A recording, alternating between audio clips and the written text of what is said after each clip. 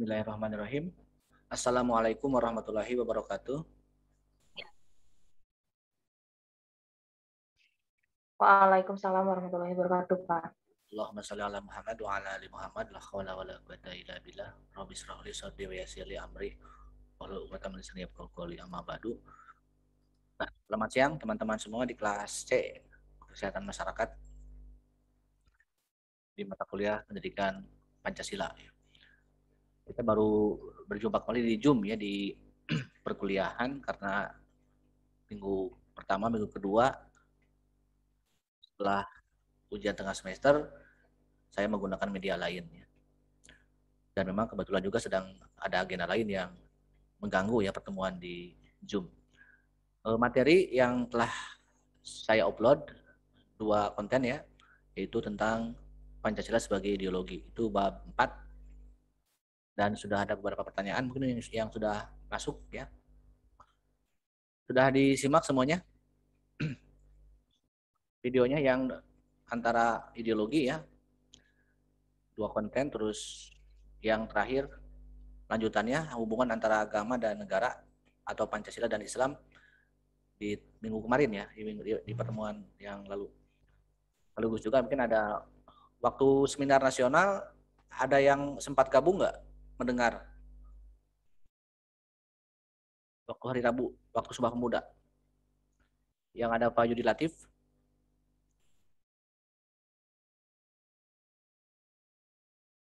Ya. Kelas ini ada yang ikut seminar waktu ini, waktu hari Rabu 27? Ikut, Pak. Ikut, Pak. Oke. Berbicara Pancasila sebagai ideologi, kalau kita bandingkan antara Pancasila sebagai dasar negara di bab 3, bedanya kalau dasar negara menurut Bung Karno itu sebagai Pancasila sebagai stat fundamental norm ya. Sementara kalau ideologi itu berbicara filosofis Groslag ya. Jadi bab 4, bab 5, bab 6 itu tentang filosofis Groslag ya, atau realisasi subjektif dari Pancasila. Kalau dasar negara adalah realisasi yang objektif tentang bagaimana penyelenggaraan negara, bagaimana pemerintah melaksanakan Pancasila dalam kebijakan-kebijakan negara. Itu sebagai dasar negara. Nah, kalau secara subjektif bukan hanya mengikat penyelenggara negara, tapi juga mengikat warga negara, mengikat kita. Kita pun bisa melaksanakan Pancasila, tapi bukan sebagai dasar negara, ya sebagai ideologi, sebagai filsafat di bab depan, dan sebagai etika juga nanti di bab selanjutnya. Itu yang bab 7 juga sama ya, tentang pengembangan iptek. Itu bedanya ya. Nah, berbicara ideologi, dari sisi pengertian yang paling sederhana adalah cita-cita, tujuan. Di sini Cung yang memiliki cita-cita. Siti Fatimah, kamu apa cita-citanya? Ingin jadi apa? Di tenaga kesehatan, Pak. Oke. Apakah cita-cita kamu itu sama nggak dengan waktu kamu kecil? Sama, tapi lebih spesifik pengen jadi dokter anak. Kayak waktu kecil mas seperti itu, dokter anak ya. Tapi sekarang Anda tidak jauh-jauh ya dengan apa yang pernah Anda cita-citakan waktu kecil ya. Apakah sudah tercapai belum sekarang cita-citanya? Proses, Pak. Proses. Nah, inilah yang harus kita pahami ya. Jadi berbeda dengan dasar negara. Kalau sebagai ideologi, ini berbicara cita-cita. Muhammad Rafli Sujadat.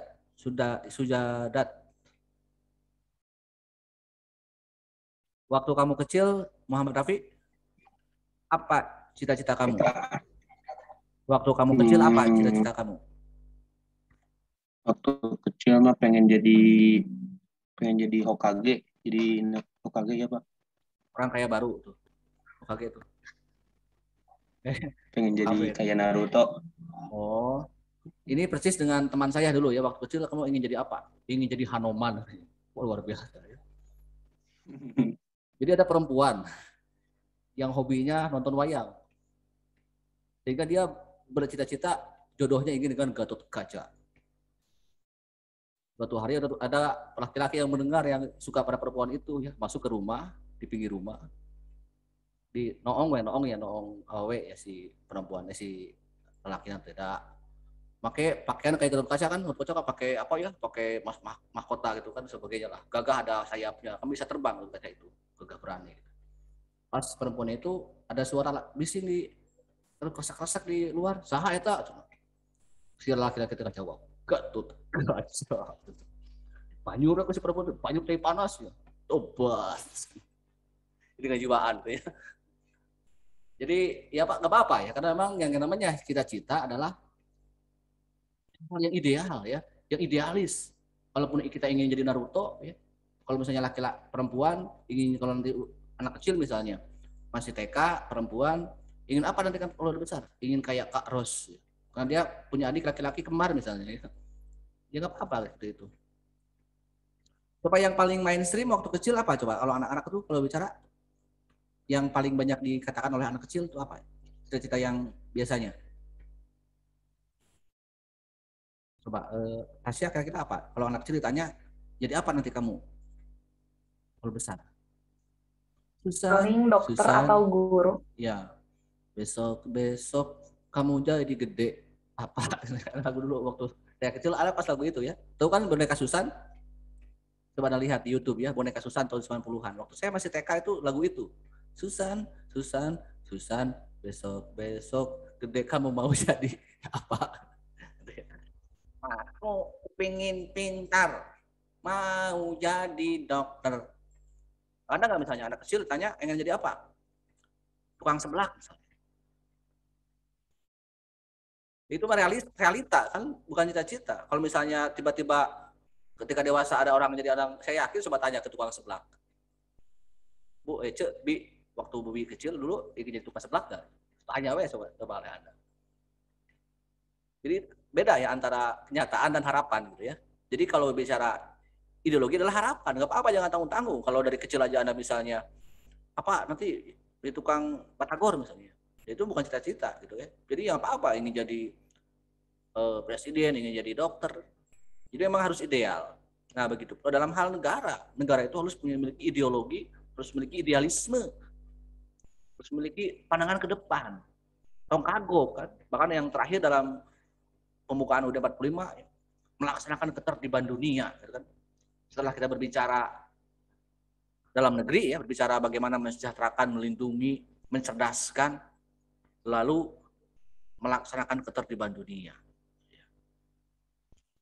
Atau paling tidak ya, kita melihat kalau bicara Pancasila sebagai ideologi, bagaimana masyarakat Indonesia, semua ya stakeholder baik itu pemerintahan maupun rakyat, itu berketuhanan yang Maha Esa. Yang pertama itu ya. Jadi kalau misalnya kita berbicara ideologi, bagaimana kalau ada orang yang ateis, berarti dia tidak berpancasila karena tidak berketuhanan. Persoalannya apakah itu kejahatan atau bukan ideologi kalau orang ateis misalnya, tidak berpancasila, tidak beragama. Dia bukan kejahatan, tapi dia tidak punya kesadaran sebagai warga negara Indonesia. Bagaimana kalau yang udah beragama misalnya? Maaf, di sini ada yang beragama di sini? Dung yang di sini yang beragama. Di sini punya agama nggak? Agamanya di sini apa coba? Ada yang Fajrina, kamu Muslim?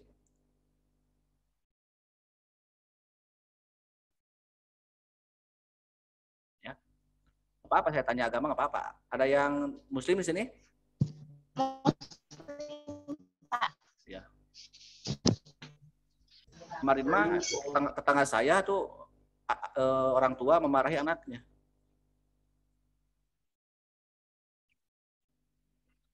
Pak, cina abdi hoyong ditiung. Jadi melarang anaknya untuk dikerudung. Si bapak teh. Montong, naon ditiung. Ketupa dah hoyong. Jadi bapak teh jadi kalau ngehambat karena keyakinan kan anaknya kayak gitu. Montong Asep, si Asep. Si Asep ditiung gitu ya. Masih carekan ke bapak nanya. Itu. Ya, jadi bagaimana? Kalaupun memang di sini misalnya dalam KTP-nya sudah beragama, katakanlah yang 6 kalau di Indonesia, bagaimana apakah sudah benar nggak agamanya, kan cara beragamanya misalnya gitu ya. Nah, dalam hal sila pertama, fungsi negara itu bagaimana? Kita lihat dalam Undang-Undang Dasar 45-nya kan gitu. Penjelasannya bahwa negara menjamin kemerdekaan tiap-tiap penduduk untuk memeluk agama dan menjalankan ajarannya sesuai dengan keyakinannya. Gitu kan? Menurut agama dan kepercayaannya itu. Jadi hanya menjamin, melindungi. Jadi negara tidak ada urusan untuk mengatur keyakinannya, mengintervensi keyakinannya. Nih kalau Islam kalau mau beragama yang gini, yang benar Islam itu nih. Kayak gini cara ibadahnya, cara sholatnya, ceramahnya harus begini. Nah negara tidak punya wewenang sebenarnya hal itu. Biarlah mereka ya apakah mau yang Islam pun, apakah mau Islam A, B, C, D, mazhabnya, fikihnya, ormasnya. Selama mereka masih berikrar ya, mengakui negara. Jangan sampai karena beda misalnya, karena ini mah tidak kunut, jadi dianggap sebagai radikal misalnya. Bukan Islam Nusantara dan sebagainya. Nah negara tidak punya urusan hal itu. Melindungi, terutama yang ke-6 agama. Nah sekarang kan jadi genit ya pemerintahannya. Jadi ngeyel kepada kelompok-kelompok yang di luar mungkin karena tidak mendukung pemerintahan, kelompok Islamnya ya dianggap radikal dan sebagainya gitu. Bahkan dihukum dan sebagainya. Ini yang keliru dari negara. Apa saya bilang karena ini ranah akademik, saya bukan juru bicara negara, bukan juru bicara pemerintahan ya. Saya bicara secara akademik ya. Kalau memang salah negara ya salah aja, katakan aja gitu, dalam mengurus negara ini. Dan jangan takut ya mengatakan itu. Kalau Anda lihat profil Pak Yudi Latif ya yang kemarin saya undang menjadi pembicara keynote speaker, Pak Yudi itu yang banyak saya kutip juga di buku saya. Dia itu adalah penulis buku yang sangat fenomenal di tahun 2011, Negara Paripurna. Dia secara lengkap ya, ada hampir 1000 halaman bukunya itu tentang Pancasila. Dan oleh Pak Jokowi tahun 2015 diangkat sebagai UKP PIP awalnya. Unit kegiatan presiden lah ya, lembaga pemerintahan di bidang Pancasila. Pada akhirnya diganti menjadi BPIP lembaganya, Badan Pembinaan Ideologi Pancasila. Masih Pak Yudi Latif. Tapi Pak Yudi itu seorang akademisi, seorang ilmuwan, seorang yang memang objektif, ya, tidak mau dia menjadi juru bicara pemerintahan. Ketika masuk orang-orang seperti Mahfud MD, Megawati, bahkan sekarang sudah diganti, akhirnya Pak Yudi Latif mengundurkan diri dari BPIP. Ya. Tidak mau Pancasila jadikan alat. Dia ingin membahas Pancasila itu bukan dari sisi kepentingan negara atau pemerintahan, tapi dari sisi kepentingan ya yang objektif, yang ilmiah, sebagaimana mata kuliah yang kita kaji. Orang-orang yang seperti itulah yang harusnya dibutuhkan ya. Jadi dengan dalih Pancasila bukan untuk melindungi pemerintahan, apalagi pemerintahannya jolim gitu ya. Ini yang dikhawatirkan zaman Orde Baru kembali terulang lagi di zaman sekarang. Ya. Kalau Pancasila hanya dijadikan sebagai alat penguasa, sebagai alat untuk kepentingan penguasa ya, ditafsirkan. Ini banyak pertanyaan ya yang konten kedua tentang tafsir tunggal ya. Betul nggak? Nah, tafsir tunggal itu adalah Pancasila itu hanya dianggap benar menurut pemerintahan. Nah, Pak Jokowi misalnya sekarang ya, apa saya bilang? Karena memang Pak Jokowi ya presidennya. Bukan Pak Luhut Panjaitan, bukan Mahfud MD, bukan Megawati. Dulu juga kan zaman SBY sama SBY ya, zaman Megawati, sebut aja. Zaman Soekarno, zaman Soeharto. Jadi jangan sebut bilang Jokowi sebagai presiden ya, bukan sebagai pribadi. Makanya kita kritik. Ya. Yang benar nih menurut, nah kalau pemerintahan nih, itulah Pancasila. Seperti ngabalin Pancasila. Setuju nggak misalnya? Abu Janda Pancasila. Misalnya. Denny Siregar. Orang yang setiap hari menjadi buzzer adalah Pancasila. Sementara yang bukan buzzer yang di luar kekuasaan dianggap tidak berpancasila. Ini yang bahaya.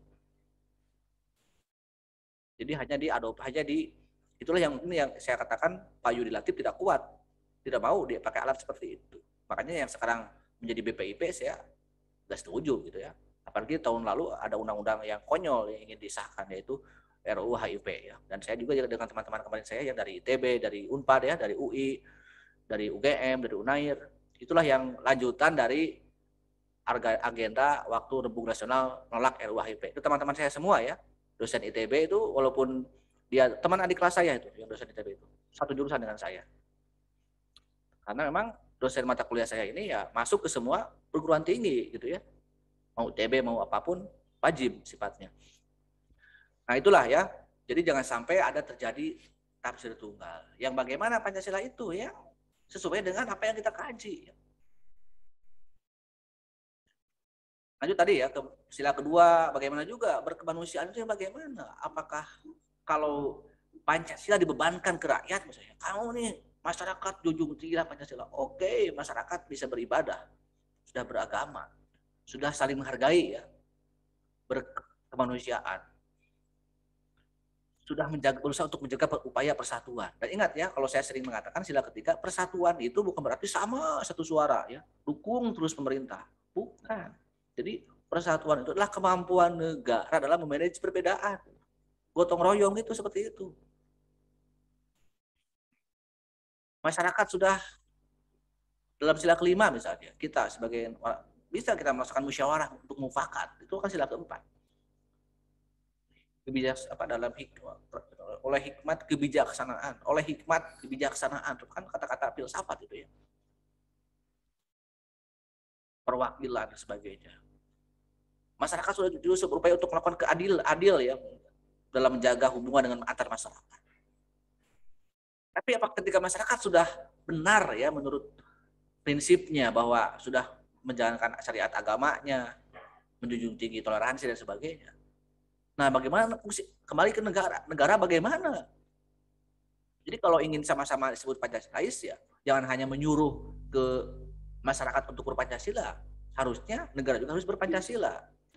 Makanya kita kembali lagi ke bab 3. Kalau ingin lebih objektif, tugas pemerintahan jelas ada di dalam bab 3. Konsekuen nggak misalnya Pak Jokowi dan pemerintahan sekarang melaksanakan sila Pancasila dalam kebijakan negaranya? Kan Pak Jokowi Pak Bager misalnya, dekat dengan rakyat, belusukan dan sebagainya, tidak menjaga jarak, egaliter. Betul, tapi itu terkait dengan fungsi Pancasila sebagai ideologi untuk pribadi Pak Jokowi. Kalau hanya sikap ya sederhana dan sebagainya merakyat itu kan sifat pribadi Pak Jokowinya. Tapi kalau sebagai presiden bukan dari itu, dari kebijakannya. Hari rajin datang ke gang sempit, ke gorong-gorong misalnya. Ingin kebijakan, membuat kebijakan malah untuk kepentingan Cina. Apakah itu Pancasila? Tidak, kalau menurut saya mah ya gitu. Artos, ibu-ibu pengajian?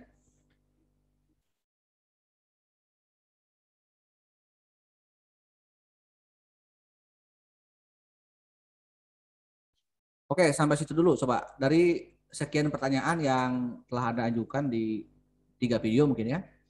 Apakah ada yang masih mengganjal ingin saya bahas? Silakan.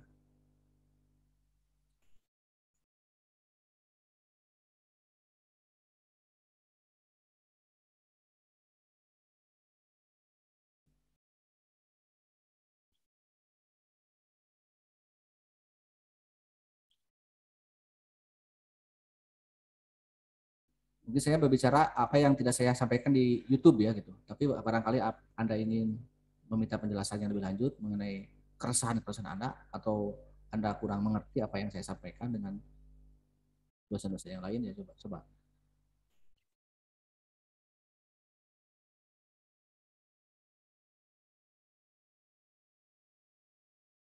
Oke, sambil menunggu saya lanjut dulu atau ya. Jadi sampai mana?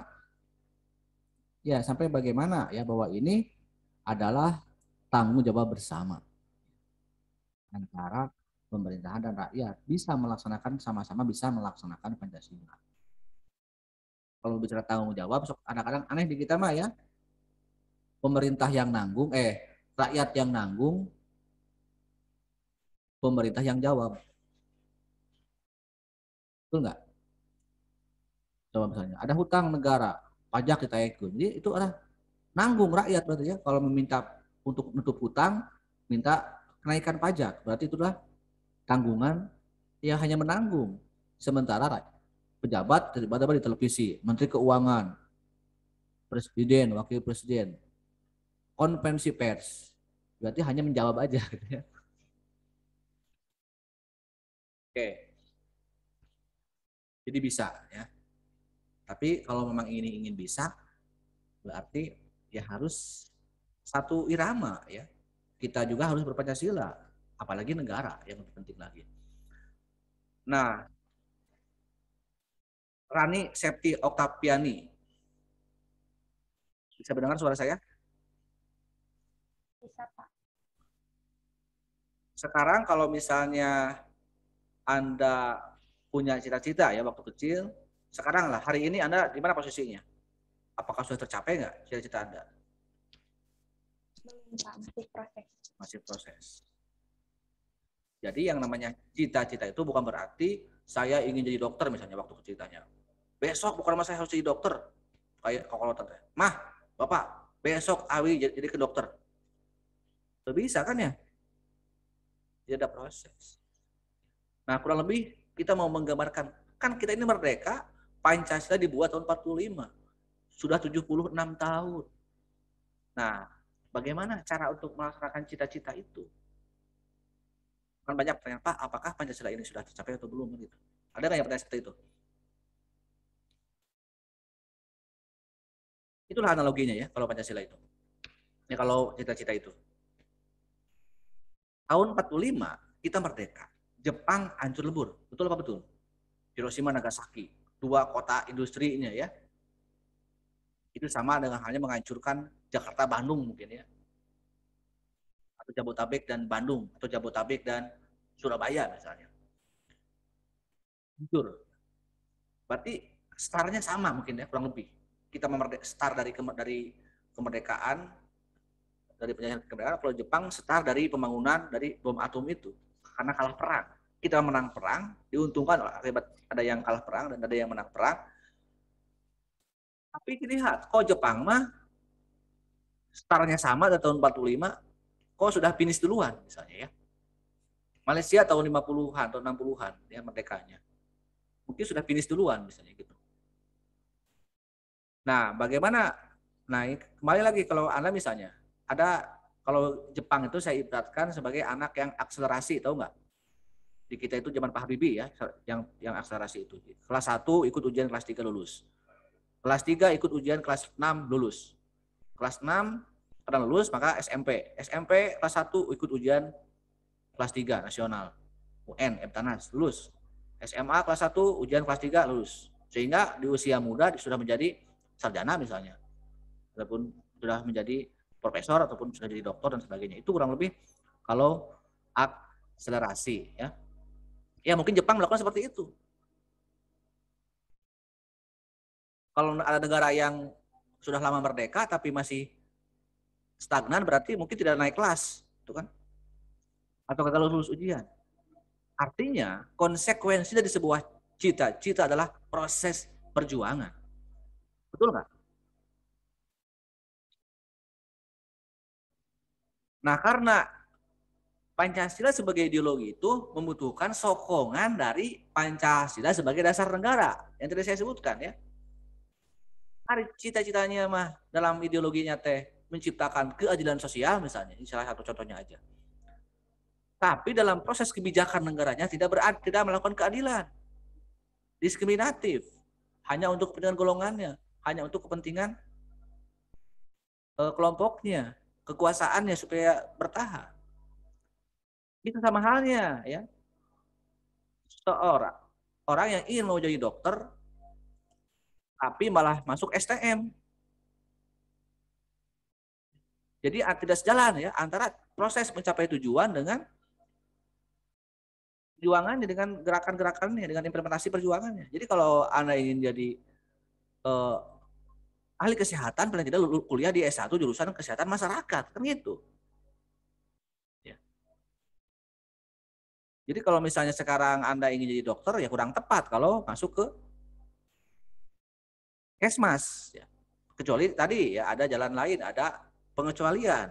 Gak apa-apa, yang penting ada perubahan. Jadi jangan merubah Kan tujuannya mungkin sama, sukses gitu ya manusia itu. Tujuan negara adalah sama, adalah melaksanakan Pancasila. Jadi yang dirubah itu misalnya, kenapa sih Pancasila itu gini-gini amat, cocok diurang bagi kita? Udah aja ganti. Jadi bukan mengganti Pancasilanya, tapi ganti presidennya yang bisa melaksanakan Pancasila. Itu lebih realistis. Jadi kalau Anda sekarang gagal atau tidak, apapun kok saya ini ingin bahagia, ingin sukses, kok gini-gini amat. Ubah pola pikir Anda.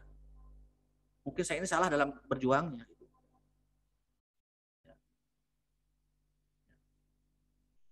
Jadi jangan merubah hidup suksesnya, jangan merubah Pancasilanya, jadi robah sistemnya. Lihat orang siapa sih yang bisa melaksanakan Pancasila ya. Makanya perlu ya seorang pemimpin yang memang benar-benar memiliki kemampuan hal itu. Ya kemampuan yang kompleks gitu ya. Kalau kemampuan praktis mungkin karena hanya selfie, hanya masuk gorong-gorong ya saya juga bisa gitu ya. Kalau hanya modalnya hanya itu, tapi memiliki kemampuan pandangan ke depan ya, yang membawa ini pada satu nahkoda yang sama ya. Jangan sampai yang berbeda pendapat dengan presiden dikalautkeun, dijeburkeun. Ini kan repot. Jadi akhirnya terpecah belah terus ya bangsa kita. Mau sih saya kalau seperti ini terus. Jadi harus konsisten ya. Kalau mau tercapai cita-cita itu ya sejalan dengan arah tujuannya. Jangan sampai cita-citanya adalah Pancasila tapi pelaksanaannya liberal. Kapitalis ekonominya. Itu kan negara ya yang arahnya. Politiknya komunis, diktator, oligarki. Jadi campur aduk ya. Kalau melihat, kalau Anda tanya, bagaimana sekarang ya? Kalau saya lihat, kebijakan kita itu masih benar Pancasila kan nggak dirubah ya. Pembukaan undang-undangnya sama, UUD-nya sama, tapi implementasi ekonominya kapitalis ya. Dan implementasi politiknya komunis ya, karena oligarki kekuasaan. Nah, menghukum orang yang berbeda pendapat itu kan cara-cara komunis. Apa saya bilang? Silakan kalau ini ada yang kenapa ada yang tersinggung. Tapi ini fakta aja gitu ya. Ya kalau perlu ya kita ingatkan dengan baik pemerintahannya dengan cara-cara yang baik. Jangan sampai takut. Justru adanya demokrasi ini adalah untuk saling mengingatkan. Ya. Namanya kekuasaan hanya sebentar ya. Masa harus merasa akan selamanya dipegang gitu ya. Ini juga tahun 2024 juga selesai kalau panjang umur. Kalau nggak ada yang mengganggu misalnya di proses politiknya, malah mikiran misalnya mau 3 periode atau menambah masa jabatan, ini juga hal-hal yang harus kita kritisi ya. Gak apa-apa sebenarnya mau menambah jabatan juga, asal konsekuensinya ya kembali. Benar nggak bahwa yang diperjuangkan ya Pancasila, bukan kepentingan oligarki kelompok yang berkuasa sekarang. Oke, silakan. Ada yang mau bertanya? Mungkin tidak lama lagi lah ya. Kalau di Zoom kita nggak perlu lama-lama ya. Siapa? Izin bertanya, Pak. Adam Mawardi. Dari mana Adam? Siap, baik Pak. Dari asal daerah bukan Pak? Ya asal apa aja, asal usul aja apa-apalah. Siap, dari Tasik Pak. Oke, apa pertanyaannya Adam? Siapa izin bertanya Pak? Yang masih tentang itu barusan yang dijelaskan oleh Bapak berhubungan dengan kapitalisme Pak. Menurut dari sumber YouTube ya Pak, yang Bapak di YouTube yang Pancasila sebagai ideologi pada menit ke-5 lebih 15 menit Pak. Kapitalisme kan dijelas merupakan sebuah ancaman juga bagi berdirinya ideologi Pancasila karena bertentangan dengan sila kelima karena tidak sesuai prinsip dengan sifat gotong royong. Yang menjadi pertanyaan saya Pak, apa yang menjadi latar belakang kapitalisme ini tidak sesuai dengan sifat gotong royong atau sila kelima? Dan apa contoh sikap dari kapitalisme ini yang bertentangan dengan sila kelima tersebut, Pak? Oke, terima kasih. Terima kasih, Pak. Sama-sama. Kembali ke Kosasih ya. Oke, jadi Pancasila itu selain menggali nilai-nilai kearifan lokal bangsa kita, juga menggali nilai-nilai yang ada pada masyarakat dunia. Katakanlah ada paham yang sangat populer ya saat itu, bahkan sampai saat ini juga populer, yaitu kapitalisme, liberalisme, dan sosialisme, komunisme. Ya, itu dua paham yang ada saat jauh sebelum kita merdeka. Dan Bung Karno dan kawan-kawan menggali hal itu, termasuk juga agama Islam ya. Selain kita banyak umat beragama Islam, juga Islam sebagai sebuah sistem nilai yang banyak dianut juga oleh negara-negara lain ya saat itu. Nah, kita fokus aja ke komunisme dan kapitalisme ya. Keduanya ada ya sebenarnya. Kalau sila kelima itu bertentangan, jadi mengambil sisi baik dari sosialisme adalah sila kelima, keadilan sosial. Memang pasti bertentangan dengan individualis. Kenapa? Kalau Anda tanya kenapa sila kelima bertentangan dengan kapitalisme, ya karena beda konsep. Kapitalisme individualis, sementara sistem sila kelima mah sosialis. Bahkan bukan Buya Hamka, siapa tokoh PKI yang meninggal Tan Malaka itu bilang Indonesia itu sosialisme religius. Tahu nggak? Kalau sosialisme komunisme kan ateis ya. Saya bilang mengatakan seperti itu. Karena mereka sangat materialis. Sementara kenapa kita ada nilai sosialisme di sila kelima? Tapi sila kelima itu kan dijiwai oleh sila 1, 2, 3, 4. Jadi kita sosialis tapi mengakui Tuhan. Makanya bilang Pancasila itu sosialisme religius gitu ya. Yaitu secara konsep seperti itu ya. Kan sangat bertolak belakang ya antara yang satu dominan individu, yang satu dominan kelompok.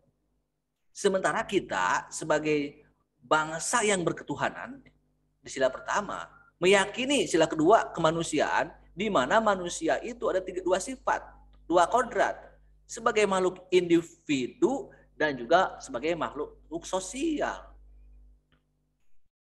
Jangan sampai dominan individu maupun dominan sosial, dominan kelompok.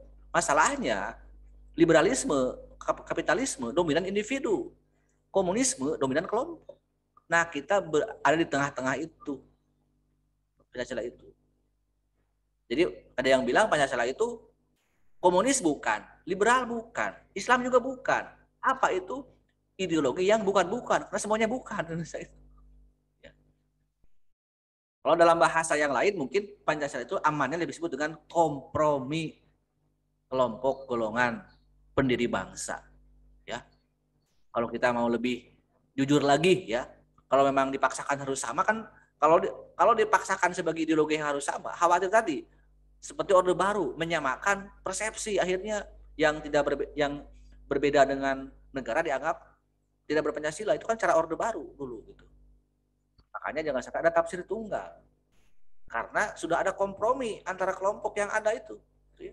Harusnya mereka yang berpahaman kelompok nasionalis jangan mengkritik, jangan menghujat kelompok Islam misalnya, yang ingin Islam, yang ingin agama lain sebagai dasar negara, sebagai dasar perjuangannya. Karena semuanya pun diakomodir ya, semua agama diakomodir, semua kelompok diakomodir, kecuali komunisme yang udah melanggar. Bahkan dalam TAP MPR itu bukan hanya Marxisme, Leninisme, komunisme, juga termasuk ideologi-ideologi lain ya. Masalahnya kenapa misalnya bangsa kita yang seolah yang mengharamkan ya dalam tanda petik karena TAP MPR yang masih ada, PKI yang sangat dilarang ya karena sudah ada sejarah kelam yang mungkin sudah saya bahas di bab 2 ya gitu ya. Persoalannya kenapa misalnya kapitalisme enggak seperti, karena belum ada bukti konkret kelompok kapital misalnya mengkudeta bangsa kita. Jadi orang-orang kapitalisme itu hebatnya tidak langsung seperti PKI masuk lalu mewarnai kehidupan politik, tapi dia menusuk dari dalam. Ya. Mempengaruhi pikiran-pikiran, kebijakan-kebijakan. Sok we antep Pancasila nama. Sok we antep Undang-Undang 45-nya mah. Biarin aja seperti itu. Betul nggak? Tapi nanti pas Anda buat kebijakan tentang undang-undang ekonomi, undang-undang kesehatan, tolong nanti aku yang dapat jatahnya gitu ya. Coba ada tes kasus yang mungkin berhubungan dengan Anda, PCR ya. Mendagri membuat aturan wajib PCR untuk perjalanan dalam negeri misalnya. Itu kan cara kapitalisme yang masuk secara sistematis dan yuridis ya. Karena kepentingannya bisa masuk ke kebijakan negara. Memang nggak langsung. Jadi ada perubahan. Sebenarnya yang waktu kita dijajah oleh Eropa, baik itu Portugal, Prancis, Inggris maupun Belanda, mereka adalah kelompok kapital, kan kelompok dagang, kelompok pengusaha kan. Masalahnya dulu itu menjajah langsung, jajah secara lama, secara jadul. Sekarang negara dibiarkan merdeka. Ada nasionalisme antar negara kan, makanya semua negara yang dijajah oleh Eropa merdeka. Tapi bukan berarti orang Eropa lepas begitu saja loh ya. Apalagi kalau Anda lihat negara-negara jajahan Inggris ya, maka disebut juga dengan persemakmuran Inggris kan, masih ada ikatan lahir batin ya dengan Ratu Inggris, Malaysia, Singapura, Brunei, juga apalagi Australia dan sebagainya. Sekarang bagaimana dalam era modern ini setelah 45 ke sini? Itu disebut dengan neokolonialisme. Penjajahan gaya baru. Jadi nggak menjajah secara langsung kayak zaman dulu, tetapi masuk ke pengaruh-pengaruhnya. Mempengaruhi, nanti kalau ada calon presiden, calon DPR, dikasih modal nih, kamu kampanye sekian triliun, tapi nanti saya minta ganti 10 kali lipat. Dari mana gantinya? Kan negara anak kaya nih, punya Freeport, punya sumber daya alam, punya nikel dan sebagainya. Sehingga setelah kampanye bebas kan, akan saya perjuangkan rakyat demi kemakmuran rakyat. Kampanye, dapat simpati. Terus jadi mah, aduh aing buka hutang ke Cina, ke Amerika. Apa akhirnya kan? Yang harusnya untuk kemakmuran rakyat, untuk kemakmuran, untuk ganti utang, untuk ganti modal. Itulah kapitalisme yang sekarang merasuk setelah reformasi itu lebih gila ya. Jadi sekarang kita telah melaksanakan liberalisme. Saya ada buktinya nih ya. Yang sebentar.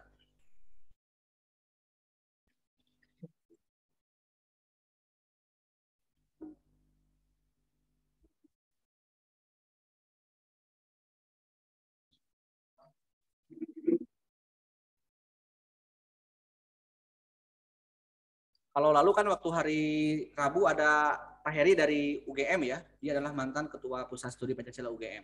UGM adalah pusatnya Pancasila di Indonesia ya. Ketika Bung Karno diberikan gelar doktor oleh salah satu pengujinya adalah Profesor Noto Nagoro, dan murid Noto Nagoro itu adalah Profesor Kailan, gurunya Pak Heri kemarin yang dari UGM. Dan Pak Kailan itu pernah menulis buku ya tahun 2016. Ini judul bukunya ya. Coba bisa dilihat. Terus. Ada yang bisa baca? Coba, yang bisa baca coba sebut bacakan. Liberalisasi ideologi negara Pancasila. Ya, ini buku sangat tebal ya. Ini karangan ahli filsafat Pancasila. Bukan kata saya. Setelah reformasi sudah gila Indonesia itu ya. Semua aturan-aturan itu sangat kapital. Makanya kalau mahasiswa diam aja, makanya saya kemarin mengadakan seminar nasional tentang spirit generasi muda, ya itulah adalah yang saya harapkan untuk mengubah bangsa ini. Ini buku Pak Yudi Latif ya, yang edisi pertama. Ini orang Sunda ya, Pak Yudi ini orang Sukabumi. Kelihatan ya. Nah, negara paripurna, Yudi Latif. Ini rujukan semua dosen, bahkan semua pejabat ya. Dia orang Sukabumi dan punya istri almarhum orang Manonjaya. Itu Pak Yudi Latif. Ya itulah ya, Adam. Jadi memang baik, ada Bapak, terima kasih banyak atas ya. Oke, silakan yang lain. Izin bertanya, Pak. Siapa? Oke, yang mau bertanya acungkan kakinya yang kasih tanda gini. Biar saya bisa absen. Oh iya, Pak. Saya Amaman, Pak. Amaman. Ulangi di Raisen ya, Pak. Ya, silakan. Ini. Yang mau yang masih biar saya bisa Amaman dulu silakan. Ya, izin bertanya, Pak, yang materi ideologi Pancasila itu, Pak. Kan Bapak menyebutkannya, Pak, di menit 0348 gitu, bahwasannya Bapak berbicara mengenai komunal gitu, Pak ya. Yang saya tanyakan, apa yang dimaksud dengan konflik komunal, Pak? Apa contoh dari konflik tersebut? Terima kasih, Ya. Pak. Komunal itu ya bahasa lain kalau yang pada akhirnya menjadi komunis, komunal itu. Sebenarnya ini kan awalnya kalau kita ini masuk pertanyaan ada AA ini ke pertanyaan perbandingan ideologi ya mungkin saya bahasannya.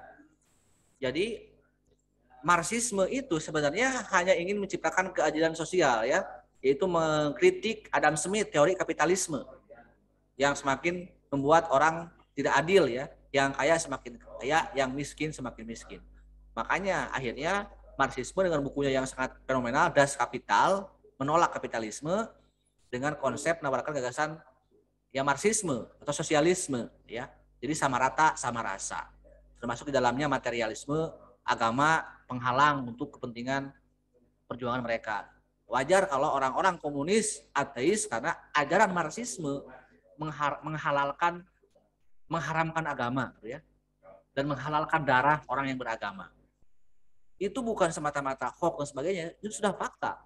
Jadi wajar kalau PKI di kita saat tahun 48 dan tahun 65 banyak membantai umat Islam karena ajarannya seperti itu ya, menghalalkan darah apalagi para orang-orang yang beragama. Nah, kenapa tiba-tiba jadi Marxisme itu menjadi komunisme setelah adanya negara Uni Soviet, yaitu pikiran Hegel dari Marxisme ke Hegel dan diterapkan dalam negara Soviet oleh Leninisme dan Stalinisme ya. Di Lenin dan Stalin, pencipta komunisme Uni Soviet yang pada akhirnya tahun 45 Uni Soviet menang Perang Dunia Kedua bersama Amerika Serikat dan kedua-duanya menjadi negara dikuasa. Yang satu komunis Soviet dengan pendukungnya Pakta Warsawa dan Amerika Serikat menjadi ideologi liberal dengan pendukungnya sekutunya yang disebut juga dengan NATO ya. Bukan Naruto ya, tapi NATO. Jadi ada pertentangan ideologi ya. Nah, salah satu ciri komunisme adalah oligarki kelompok komunal yang segelintir orang yang mengurus negara kelompok itu. Ya, saya sebut oligarki gitu. Tapi hebatnya, pinternya, tetap aja ada pemilu. Makanya ada kalau ada di mata kuliah semester depan dengan saya ada PKN ya, ada demokrasi kapitalis, demokrasi Pancasila, demokrasi liberal, dan demokrasi komunis. Nah, di katakanlah sekarang yang masih ada komunisme adalah Cina ya. Cina itu masih komunis, partai komunis penguasanya. Tidak boleh ada partai lain. Kan licik. Tapi kalau Cina kan sudah kapitalisme ekonominya, hanya politiknya aja komunis, partai komunis Cina ya. Hanya namanya aja, tapi tidak lagi murni komunis. Korea Utara juga ke negara komunis, tidak boleh ada partai lain. Bahkan dulu kita pun sempat ingin seperti Tiongkok dan Korea Utara ya tahun 45 karena Soekarno pernah menjadikan PNI sebagai satu-satunya partai politik. Tapi ditolak oleh Bung Hatta dengan mengeluarkan maklumat X yang akhirnya Bung Hatta lebih demokratis dibandingkan dengan Bung Karno. Dan puncak perbedaan pandangan antara Soekarno-Hatta itu di tahun 56 ketika Bung Hatta mengundurkan diri menjadi wapres wakil presiden karena Soekarno sudah terpapar oleh PKI ya gitu ya. Bukan terpapar radikal tapi terpapar oleh komunisme. Ya itu fakta sejarah ya, bukan ngada-ngada saya. Nah, itulah yang kalau gaya-gaya komunis kalau memimpin seperti itu. Jadi tidak betul ada rakyat pemilu, tapi hanya alat aja. Pura gata maka denda kalau bahasa sederhananya itu ya. Jadi cuma pura-pura pemilu. Nah, setelah pemilu nanti ya yang mengurus negara bukan rakyat. Kumaha aing, kan ada aing yang golongan kelompoknya gitu. Yang ngatur mau pro Cina, mau pro Amerika, mau pro siapapun yang diam aja rakyatnya. Itulah kelompok komunal, cara-cara demokrasi komunis ya. Itu ya. Ya Pak, baik siap. Terima kasih Pak. Aduh ini sudah ada. Ini cukup aja jangan banyak-banyak ya.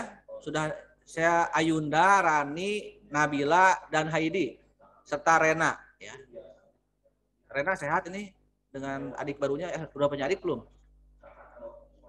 Mama udah lahir belum? Nggak punya, Pak. Nggak punya. Mama Andin belum lahir anaknya itu. Masih itu siapa? di sinetron, Pak. Coba tadi Ayunda yang udah anti duluan ya. Coba Ayunda apa pertanyaannya? Izin bertanya Pak mengenai sekularisme yang merupakan pemisahan antara agama dan negara. Yuk. Itu bentuk atau contoh seperti apa ya? Terima kasih. Nah, seperti apa? Seperti negara-negara di Amerika Serikat, di Prancis, di Swiss, di Ukraina ya. 2 minggu lalu ada seorang orang mana ya negaranya itu lupa lagi. Pokoknya nama seorang pembuat karikatur Nabi Muhammad, Swedia kalau tidak salah ya, dan meninggal tabrakan kemarin. Di Amerika beberapa kali orang menghina membuat film tentang Nabi Muhammad.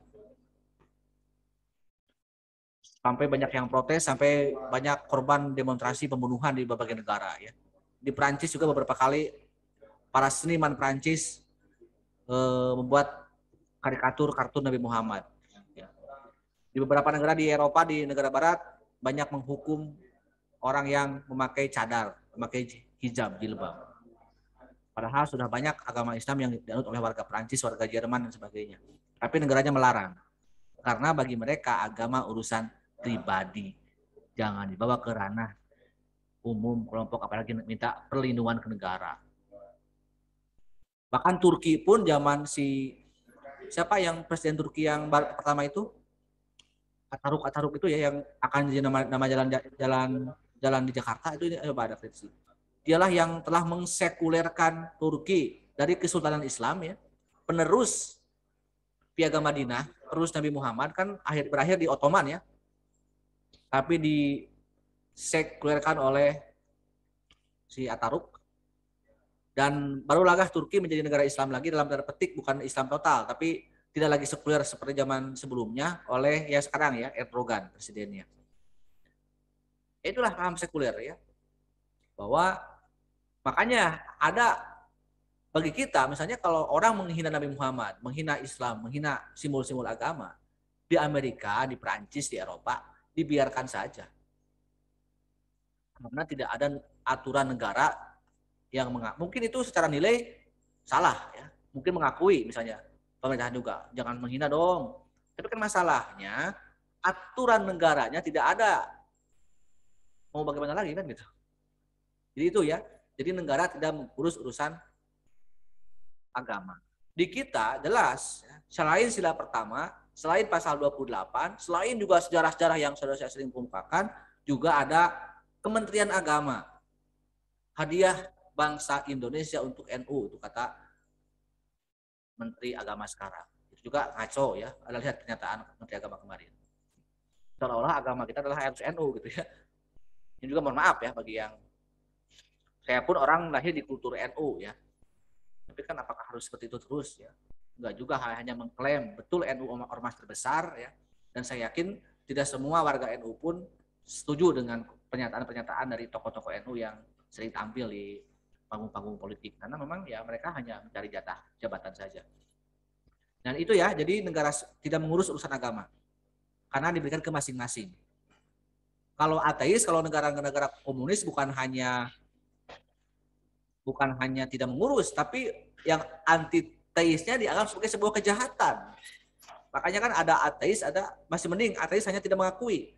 Tapi kalau anti-teis, kalau ada ketahuan orang sedang sholat misalnya, bunuh aja. Makanya saya katakan ya, kenapa PKI waktu di film G30 sedang subuh menyerang masjid di Kediri, yaitu ya daerah Kediri, lalu dibantai oleh celurit orang yang sholat subuh, karena bagi mereka sebuah kejahatan sholat itu, karena akan menghalangi tujuan mereka. Jadi ini bedanya ya antara sekuler dan ateis. Oke Rani, sudah cukup ya tentang sekuler. Sekarang Ya. Nabila. Nabila Salsa. Bila. Yang tadi pertanyaan Ayunda, Pak. Berarti sekarang pertanyaan Oh. Rani dulu. Oh, Rani dulu berarti ya. Ayunda udah, sekarang Rani. Silakan Rani. Pertanyaannya ada pada menit ke-28 itu disebutkan bahwa Pancasila itu termasuk ideologi terbuka dan mengandung dimensi fleksibilitas, yaitu luas sehingga terbuka terhadap pemaknaan dan tafsir baru seperti contohnya Muhammadiyah di Makassar pada tahun 2015 merumuskan tafsir baru yaitu sebagai Darul Ahdi wa Syahadah. Apakah hal tersebut menjadi ancaman bagi keberadaan nilai Pancasila? Tidak. Terima kasih, Pak. Tidak, ya. Muhammadiyah itu adalah paham Islam yang, apalagi kalau Pancasila. Soekarno itu sebelum menikah dengan sebelum menjadi proklamator itu menceraikan Ibu Inggit di Bengkulu, ya, dan dia dekat dengan ulama Muhammadiyah dan menjadikan anak ulama Muhammadiyah itu menjadi pembantunya, teman dekat anak angkatnya juga, yaitu Fatmawati. Nah, Fatmawati itu adalah mertuanya, istrinya Soekarno sebelum nanti pada akhirnya orang anak tokoh Muhammadiyah di Bengkulu. Jadi Soekarno belajar agamanya seperti cara Muhammadiyah. Makanya kenapa Piagam Jakarta sampai disepakati oleh Soekarno? Karena tahun 45 Soekarno itu sedang mesra-mesranya dengan Islam. Yang mengusulkan Indonesia Islam itu adalah Ki Bagus Hadikusumo kan di 1 Juni itu, tokoh ketua Muhammadiyah. Jadi sudah biasa, ya. Namun saya bilang kadang-kadang sejarah kita tidak mau membuka sejarah itu karena takut. Terang-terangan ingin Islam dasar negara kita. Makanya disepakatilah Piagam Jakarta kan gitu. Kenapa harus ancaman? Justru Muhammadiyah itu ingin kembali membuka sejarah. Tuh ya. Jadi bukan ancaman ya. Makanya bab 2, saya waktu di UTS kemarin, sebelum UTS kan hampir berapa pertemuan saya membahas bab 2 ya. Jadi, dan itu bukan hanya untuk Islam ya. Agama apapun silahkan, mau berjuang mah atas sama agama, apa salahnya gitu ya. Jadi jangan saling, karena kalau kita mau menyalahkan, mau nyinyir terhadap orang yang beragama, yang berbeda akidah, yang bukan akidah sih, berbeda paham organisasi, selama dia masih cinta pada Indonesia, kenapa harus kita singgung-singgung, termasuk EPI, termasuk HTI, kalau menurut saya nih ya.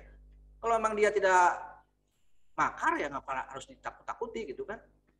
Kan hanya praduga-praduga.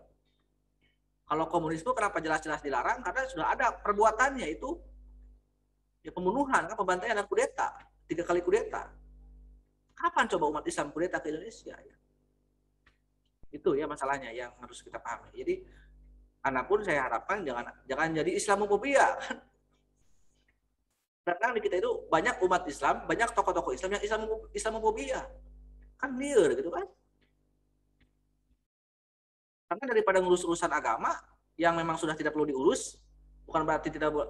Negara kan bukan, saya bilang tadi, bukan sampai mengurus pada konsep cara ibadahnya dan keyakinan itunya, tapi hanya menjamin, melindungi itu negara mah. Dia mau jadi NU, mau jadi Muhammadiyah, mau jadi Persib, mau jadi Persita, mau jadi EPI, silakan dah, memang mereka manusia beragama gitu kan. Negara mah urus urusan ekonomi, urus urusan pendidikan, urusan kesehatan dan sebagainya kan gitu. Itu 2 negara mah. Bukan misalnya orang yang berjanggut kayak saya dianggap blow on misalnya karena Islamnya Arab, misalnya. Itu liar gitu ya. Itu ya. Nabila silakan. Salsabila.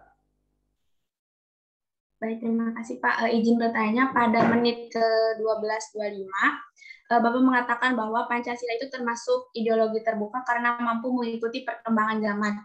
Nah, jika dikaitkan dengan banyaknya ideologi yang bermunculan dari adanya proses pertukaran budaya, maka bagaimana apabila dalam kehidupan sehari-hari ada sekelompok orang yang menerapkan ideologi lain dan itu berdampingan dalam kehidupan sehari-hari?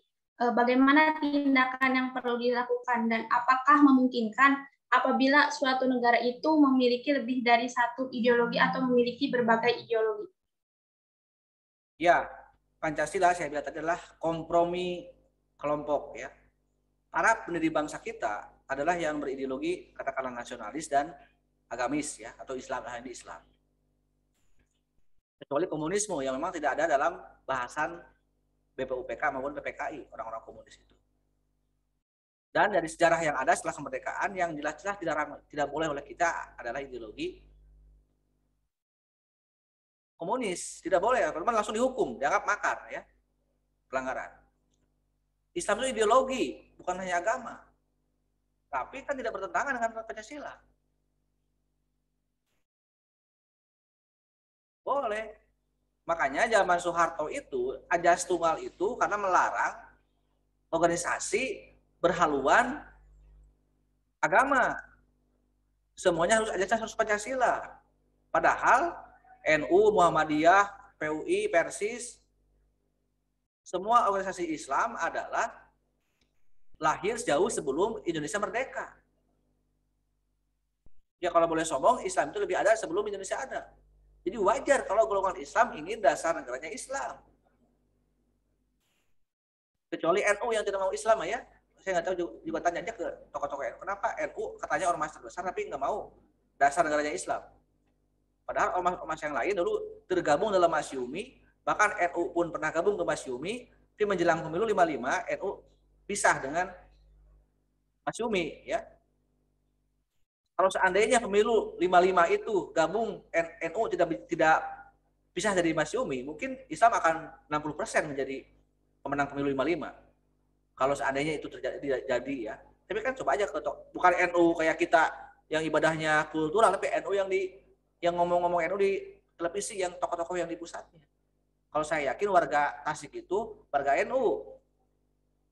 Tapi mungkin beda dengan tokoh-tokoh NU di pusat. Kalau menurut saya ini ya, mohon maaf. Karena saya bukan orang struktural, hanya melihat dari luar saja. Jadi boleh ya, ajas agama untuk Anda punya, misalkan Nabila mau buat partai Islam, Cigalontang. Dari mana Nabila asalnya? Saya dari Majalengka, Pak. Ya, misalnya di Majalengka, ada Jalan Abdul Halim ya di Majalengka. Iya, Pak, ada. Itu adalah pendiri PUI ya. Sama dengan Wahid Hasim Asari, dengan Ahmad Dahlan, dengan Ki Bagus, anggota BPUPK, ormas besar PUI itu. Gabung di Masyumi di zaman Jepang itu. Jadi wajar ada partai. Coba lihat pemilu 55 juga ada partai Kristen, Katolik, Buddha, Hindu, ada. Yang tidak boleh sekarang adalah hanya komunisme ya, itu Nabila ya. Karena kita ideologi terbuka ya. Atau boleh dikatakan yang kembali saya tegaskan, kompromi kelompok golongan. Jadi kalau ingin tentram damai, jangan saling singgung lah ya. Fastabiqul khairat aja saya. Kalau misalnya yang menang, makanya Bung Karno, Ki Bagus, kalau Ki Bagus ingin Indonesia ini dasar negaranya Islam, jangan sampailah, gitu kan. Tapi kalau misalnya orang Islam ingin memperjuangkan nilai-nilai Islam, silahkan buat partai Islam bertarung di politik pemilu supaya ada wakil-wakil rakyat dari kelompok Islam, membuat aturan tentang syariat Islam ya. Itu kata Soekarno ya. 1 Juni, bukan kata saya. Tapi masalahnya anak-anak Soekarno hanya anak biologis saja. Ya. Betul nggak? Apalagi yang kemarin sudah menjadi Hindu ya. Ibu Sukmawati yang selalu menghina Nabi Muhammad, membandingkan kebaya dengan kerudung, dengan pakaian Islam, membandingkan Muhammad dengan dengan Soekarno. Jadi Megawati, apalagi Puan Maharani, mereka hanyalah turunan biologisnya saja, bukan turunan ideologisnya. Mungkin kalau saya boleh jujur, biologisnya Megawati ya, Sukmawati sampai Guru, sampai Guntur, semua anaknya Soekarno itu biologis. Tapi ideologisnya Habib Rizik. Itu menurut saya. Yang sekarang banyak dibenci karena Habib Rizik itu disertasinya tentang Pancasila. Lengkap gitu ya. Tapi terlanjur dibenci ya oleh rejim, ya dianggap ya salah. Makanya yang lucu, Sukmawati ya melaporkan Habib Rizik gara-gara membuat disertasi tentang Pancasila, kan liar. Jadi itu ya, jadi anak-anak Soekarno itu hanya anak biologisnya saja, bukan anak ideologisnya. Nabila, apa pertanyaannya? Kejawab nggak? Iya, Pak. Sudah, Pak. Terima kasih. Oke ya. Kembali ke Sasi. Oke, Heidi. Baik, Pak. Saya izin bertanya pada video Bapak yang berjudul Mengapa Pancasila sebagai Ideologi, disebutkan bahwa sila Pancasila itu kan saling berhubungan. Lalu sempat muncul statement dari seseorang yang bernama Rocky Gerung gitu Pak ya, menyatakan bahwa sila Pancasila itu saling bertentangan, di mana sila pertama tuh mencerminkan ideologi konservatisme, sila kedua mencerminkan ideologi liberalisme. Yang pada dasarnya konservatisme sama liberalisme itu kan berlawanan dalam konteks agama dan budaya. Nah, lalu yang pertanyaannya, bagaimana seorang Rocky Gerung bisa memunculkan statement seperti itu, Pak? Mohon penjelasannya. Terima kasih. Oke, saya beberapa kali ingin menghadirkan Rocky Gerung ya di kuliah ini, belum berhasil gitu ya. Ini jujur ya, saya nggak bohong. Mungkin beberapa waktu dulu lah, namun ke depannya insya Allah. Itulah bedanya saya dengan Rocky Gerung ya. Karena basicnya kalau Rocky Gerung kan filsafat murni gitu ya. Lebih radikal filsafatnya. Kalau UGM filsafatnya lebih ke filsafat yang lebih ke nasionalisme ya, lebih ke penggalian lokal. Kalau Rocky kan udah luas, jangkauannya semua filsafat dia hantam gitu ya. Jadi lebih berselancarnya lebih luas ya, jangkauan pikirannya itu Rocky Gerung. Kalau saya kan pendidikan ya. Tapi mungkin yang menyamakan saya dengan Rocky Gerung ya sama-sama ya mungkin harus benar, negara itu harus kita ingatkan, harus kita kritik ya untuk menjalani diskusi supaya berakal sehat, itu persamaan. Ya kata Rocky Gerung betul, karena sila pertama itu ketuhanan katanya kan itu. Sila kedua itu kemanusiaan. Ya, masalahnya kalau filsafatnya yang universal, yang individualis, misalnya kemanusiaan, manusia itu harus saling membantu. Kalau bagi Rocky Gerung mungkin yang lebih universal konsep filsafatnya, berarti kalau membantu orang itu murni demi kemanusiaan. Nilai humanisme aja, nggak ada nyata apa-apa. Sementara kalau kita gabungkan dengan sila pertama, berarti Anda bukan hanya sebatas untuk melihat orang karena manusianya, gitu kan? Karena beramal itu bagian dari ibadah yang akan mendapatkan pahala dari Tuhan.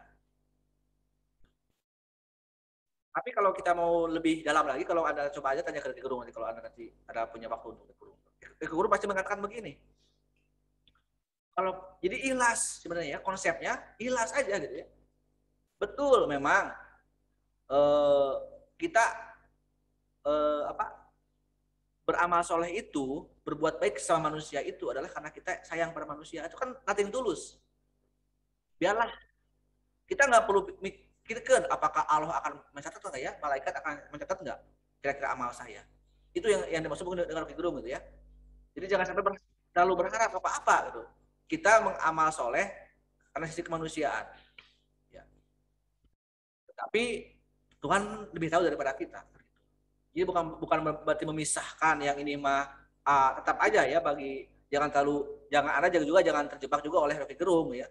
Karena Rocky Gerung juga manusia biasa. Tentunya tidak semua pikiran Rocky Gerung itu juga benar ya. Karena sedalam-dalamnya apapun manusia berpikir itu pada akhirnya ada batasannya. Karena dalam filsafat nanti bab filsafat kita gali lagi ada causa prima namanya ya. Penyebab pertama yaitu Allah Subhanahu wa taala bagi umat Islam itu. Qul huwallahu ahad. Sila pertama ketuhanan yang Maha Esa. Itu causa primanya. Itu ya, Heidi. Baik, Bapak. Akhir ya, Rena Riani. Baik Bapak, terima kasih. Rena izin bertanya di video Pancasila sebagai ideologi. Di menit 10.54, Pak Nana menyampaikan ideologi tertutup itu layaknya manusia yang menutup diri, menyelesaikan masalahnya sendiri, sedangkan masalah kalau ditutup aja kan stres. Jadi maksudnya Pancasila sebagai ideologi tertutup itu bagaimana ya Pak? Terus pertanyaan kedua, di menit 19.23, instrumen apa aja yang bisa meningkatkan nilai Pancasila? Terima kasih Pak. Oke, yang kedua nilai Pancasila itu instrumennya ada hadir rajin ya, tugas lengkap, ujian bagus, nilainya A. Betul kan? Itu kan maksudnya Rena? Karena kan nanti butuh nilai saya kan nilai Pancasila kan nilai mata kuliah maksudnya. Tadi kan kehadiran, keaktifan, ujian, tugas itu indikator nilai mah. Oke, yang pertama, pertanyaan pertama tentang mungkin Anda salah menangkap ya. Maksudnya Pancasila itu ideologi terbuka, bukan tertutup. Ya, karena memenuhi syarat ideologi terbuka, yaitu ada dimensi ideal.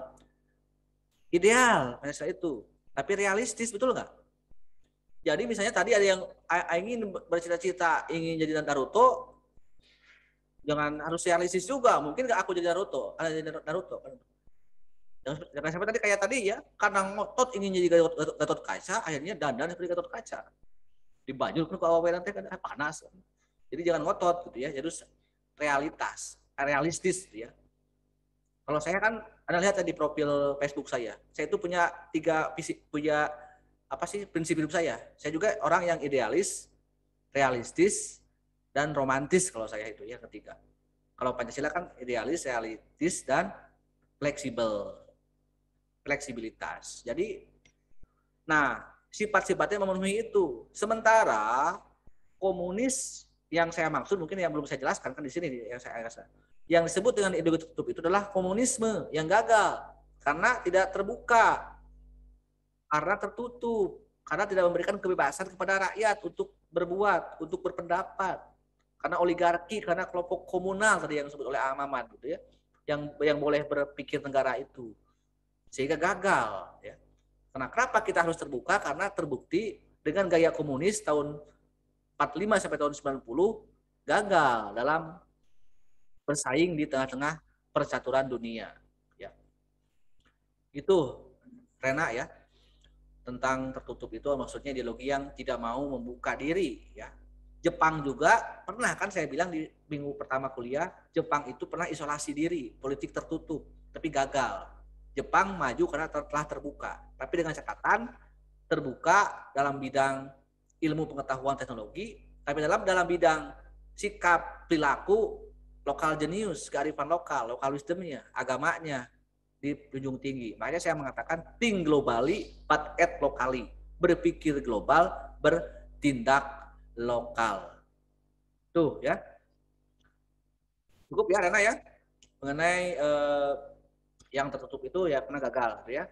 Tapi jangan juga terlalu terbuka kayak kapitalisme, karena kalau terlalu bebas terbuka kita kan coba aja lihat setelah saking terbuka aja reformasi kalah parasehat kan akhirnya di kita itu cebong kampret sampai sekarang belum move on gitu kan. Karena memang jangan terlalu terbuka juga, harusnya ada batasan-batasannya. Apa batasannya? Sila pertama kembalikan lagi gitu. Dalam fikih Islam kan seperti itu ya.